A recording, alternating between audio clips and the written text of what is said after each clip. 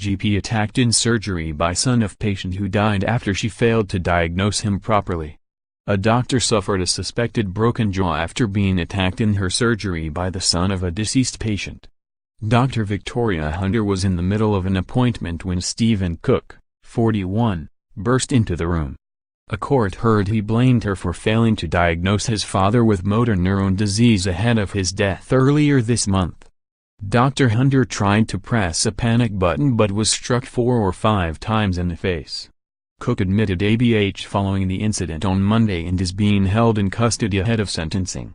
Prosecutor Richard Murrison told magistrates the attack was an act of retribution. He added, "She, Dr. Hunter, curled into a ball on the floor and screamed for help. She said the assault felt like it lasted 2 or 3 minutes before the defendant left the room." Dr. Hunter's injuries included a displaced front tooth, cuts to her lips, facial swelling and a suspected jaw fracture. She also suffered grazing to an elbow and bruises on her arm during the attack at the Victoria Surgery in Bury St Edmunds, Suffolk.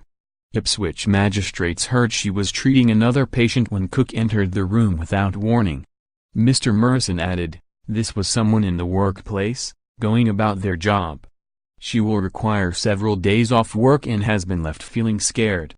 The incident arose from some kind of grudge about treatment received by his father. Armed police were sent to the surgery after a member of the public dialed 999 claiming Cook had a weapon in a bag. But the court was told he was unarmed when arrested at the scene.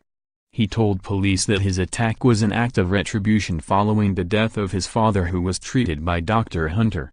Mark Thompson, defending, said Cook noticed an immediate deterioration in his father's health after he was prescribed statins for high cholesterol 2 years ago. Mr. Thompson added, he was of the belief his father was developing motor neurone disease and tried to persuade the doctor to take his father off statins. It turns out Mr. Cook was admitted to hospital 2 or 3 weeks ago and died on June 9. Mr. Cook said he was told his father did have motor neurone disease. To him, it seemed all the concerns about statins were supported by the diagnosis. He went to the surgery to speak to staff, but admits he just lost it. Cook, of Bury St Edmunds, admitted assault causing actual bodily harm during the hearing on Tuesday. He was remanded in custody to be sentenced at Ipswich Crown Court on a date to be fixed. Joe Shaw, assistant practice manager at the Victoria Surgery which has 9 GPs and 11,000 patients, said, "Our staff work hard and any assault on them is never acceptable.